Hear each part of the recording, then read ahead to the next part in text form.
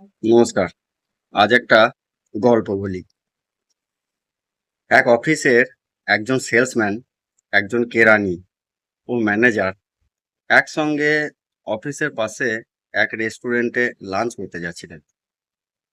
রাস্তায় তারা আলাদিনের সেই আশ্চর্য প্রদীপটা কুড়িয়ে পেলেন। সেটা হাত দিয়ে ঘষা দিতেই জিন বেরিয়ে এলো। জিন বলল, আমি প্রত্যেককে একটা করে বর দিতে চাই। তাড়াতাড়ি বলে ফেলুন, কে কি বর নিতে চান। সেলসম্যান বলল, কাজ করতে আর ভাল লাগছে না। আমি এখনই মালদ্বীপে বেড়াতে যেতে চাই। কেরানি বলল, সত্যি কাজ করে করে বিরক্ত হয়ে পড়েছি। আমি আমার পরিবার সহ এখনই হাওয়াই দ্বীপে সমুদ্রের ঠান্ডা হাওয়া খেতে যাই। জিন তথাস্তু তথাস্তু বলার সাথে সাথেই দুজনে অদৃশ্য হয়ে গেল। এবার জিন ম্যানেজারকে বললেন, বলুন আপনি কি বর চান। একটু ভেবে নিয়ে ম্যানেজার বললেন, অফিসে এখনো অনেক কাজ শেষ করতে বাকি আছে।